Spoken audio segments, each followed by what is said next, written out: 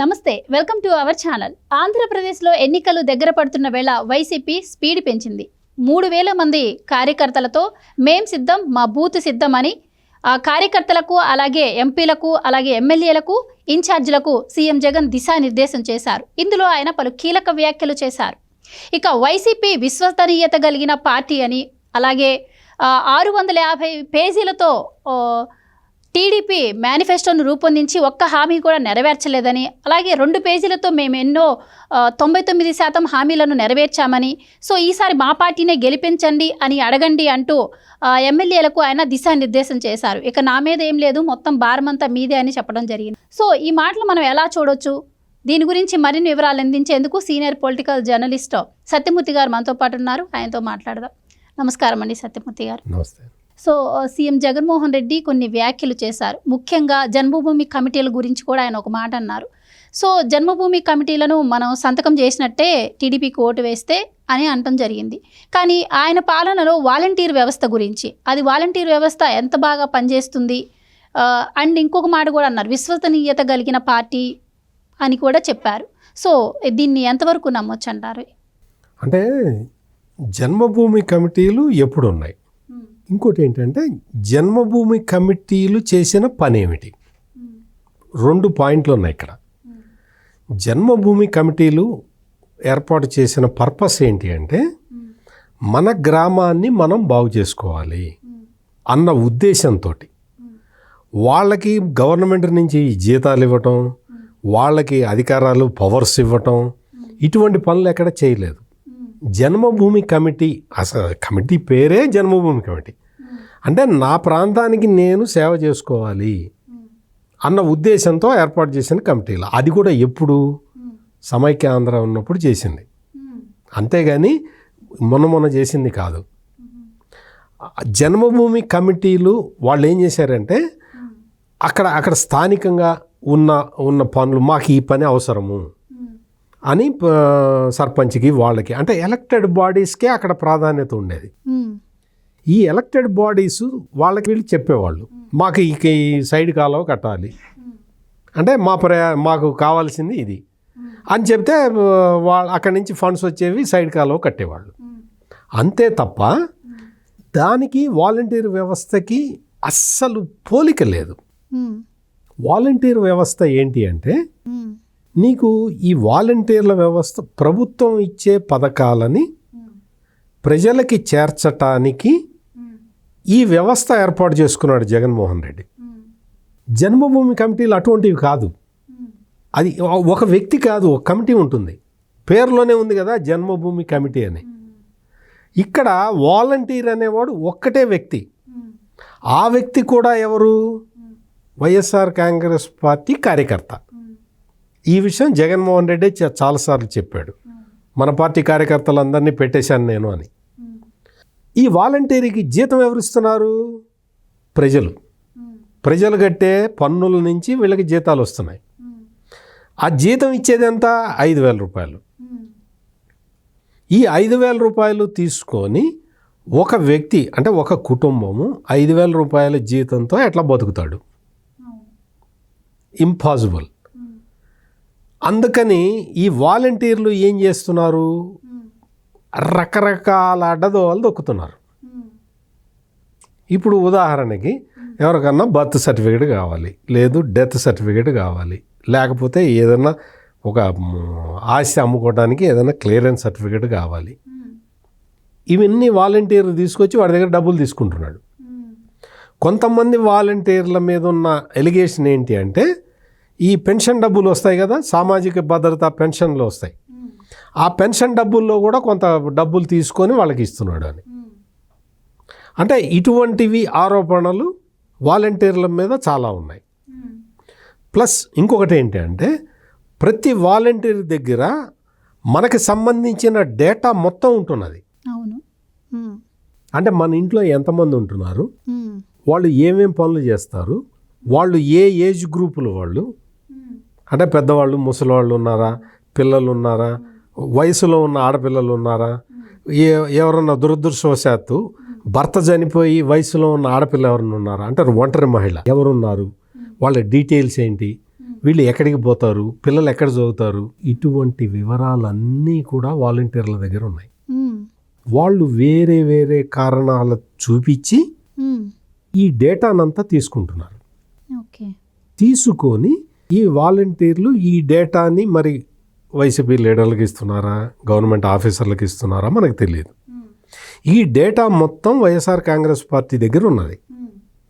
YSR Congress party ఈ డేటాని తీసుకొని దాన్ని ఓటర్ ప్రొఫైలింగ్ చేసి, ఓటర్ ప్రొఫైలింగ్ అంటే ఏంటి, మేలు female, age group, income group, యువకులు ఉంటే యువకులు, యువతలు ఉంటే యువతులు, ఈ ప్రొఫైలింగ్ చేసుకొని వాళ్ళకి సంబంధించి ఇదిగో మేము ఈ స్కీమ్ ఇచ్చాము మీకు, ఇదిగో ఈ స్కీమ్ అని వాళ్ళకి మెసేజ్లు పంపిస్తుంటారు. ఇది జరుగుతున్నది అక్కడ. మరి ఈ పనులన్నీ జన్మభూమి కమిటీలు చేసినాయా? చేయలేదు కదా. జన్మభూమి కమిటీలు చేసిన పనేంటి, వాలంటీర్లు చేస్తున్న పనేమిటి? వాలంటీర్లు చేస్తున్న పనికి ఆ పనికి చాలా తేడా ఉంది. రెండిటికి సంబంధం లేదు, సాపత్యం లేదు. జన్మభూమి కమిటీలు అందరూ మర్చిపోయారు, ఎప్పుడో మర్చిపోయారు. తెలుగుదేశం పార్టీ కూడా ఎప్పుడు చెప్పలే అసలు జన్మభూమి కమిటీల గురించి, వాళ్లే మర్చిపోయారు. అటువంటి పరిస్థితుల్లో జన్మభూమి కమిటీ అనే ఒక బూచిని చూపించి, అంటే ఇదేదో పెద్ద ఒక యాంటీ సోషల్ ఎలిమెంట్స్ లాగా జన్మభూమి కమిటీలు. ఎవరు చెప్పారు జన్మభూమి కమిటీలు యాంటీ సోషల్ ఎలిమెంట్సా? జగన్మోహన్ రెడ్డి అసలు ఆ దృక్కోణమే తప్పు. నువ్వు పెట్టిన వాలంటీర్ల వ్యవస్థ మీద జనసేన అధ్యక్షుడు పవన్ కళ్యాణ్ కామెంట్లు చేశాడు. ఏమని, వీళ్ళ వల్ల అసలు మొత్తం ఉమెన్ ట్రాఫికింగ్ పెరిగిపోతున్నదని. వాలంటీర్లు ఎంతమంది నేరాల్లో ఇన్వాల్వ్ అయి ఉన్నారో తెలుసా? కిడ్నాపులు, హత్యలు, వాలంటీర్లు అమ్మాయిలను తీసుకొని లేచిపోవడం, ఇటువంటి కేసులు చాలా ఉన్నాయి. విశాఖపట్నంలో ఒక వాలంటీర్ అయితే ఒక వృద్ధ మహిళని హత్య చేసి బంగారం అంతా తీసుకొని పోయాడు. అంటే ఇటువంటివి ఎన్ని కేసులు ఉన్నాయో. వాలంటీర్లను చూసి ప్రజలు భయపడిపోయే పరిస్థితులు వచ్చినాయి.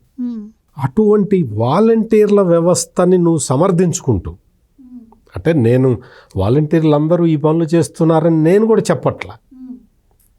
అంటే ఈ సమాజంలో వాలంటీర్లు ఒక పార్ట్, వాళ్ళు పార్ట్గా ఉండకుండా మొత్తం ఒక పార్టీకి పనిచేస్తున్నారు, ఒక పార్టీ కోసమే పనిచేస్తున్నారు. తెలుగుదేశం పార్టీ కూడా స్పష్టంగా చెప్తున్నది ఏమని, వాలంటీర్లు మీరు చేయాల్సిన పని మీరు చేయండి, మీరు ఒక పార్టీకి తొత్తులుగా పనిచేస్తే మేము ఊరుకోము అని తెలుగుదేశం పార్టీ చాలా క్లియర్గా చెప్తున్నది. తెలుగుదేశం పార్టీ వాలంటీర్లకి వ్యతిరేకంగా కూడా మాట్లాడటల్లా, వాలంటీర్లు వైసీపీ పని చేయకూడదు అనే చెప్తున్నది. జన్మభూమి కమిటీలకి వాలంటీర్లకి నువ్వు ఎట్లా కంపేర్ చేస్తావు? అంటే ఇక్కడే జగన్మోహన్ రెడ్డి గేమ్ ప్లాన్ని రాష్ట్ర ప్రజలు క్లియర్ కట్గా అర్థం చేసుకోవాలి. మనం బాహుబలి సినిమా చూసాం కదా, ఆ బాహుబలి సినిమా తీసేటప్పుడు రాజమౌళి ఒక పాయింట్ చెప్తాడు. హీరోని గొప్పగా చూపించాలంటే విలన్ని అత్యంత బలవంతుడిగా చూపిస్తే, విలన్ని ఎస్టాబ్లిష్ చేస్తే, ఆ తర్వాత హీరోతోటి విలన్ని కొట్టిస్తే అప్పుడు హీరోయిజం వస్తుందనేది రాజమౌళి సిద్ధాంతం. జగన్మోహన్ రెడ్డి ఇప్పుడు ఈ వాలంటీర్ల వ్యవస్థ అనే వాలంటీర్ల వ్యవస్థ మీద వచ్చిన చెడ్డ పేరుని తీసేయాలి అంటే జన్మభూమి కమిటీలు పెద్ద విలన్ లాగా చూపిస్తున్నాడు. ఇది లాజిక్. జన్మభూమి కమిటీలకి వాలంటీర్లకి సంబంధం లేదు. వాళ్ళు చేసే పని వేరు, వాళ్ళు చేసిన పని వేరు. వాలంటీర్లు ప్రభుత్వ ఉద్యోగస్తులు, ప్రభుత్వం నుంచి జీతం తీసుకుంటున్నారు. వీళ్ళు చేస్తున్న పని వేరు, వీళ్ళు పార్టీ వర్కర్లుగా ప్రవర్తిస్తున్నారు. ఇది తప్పు. కేంద్ర ఎన్నికల సంఘం కూడా ఇదే చెప్పింది. మీరు పార్టీ లైన్లో మీరు పని చేయొద్దు, పని చేయటానికి వీలు లేదు అని చెప్పి వాలంటీర్లని ఎన్నికల కార్యక్రమాలకి దూరంగా పెట్టింది.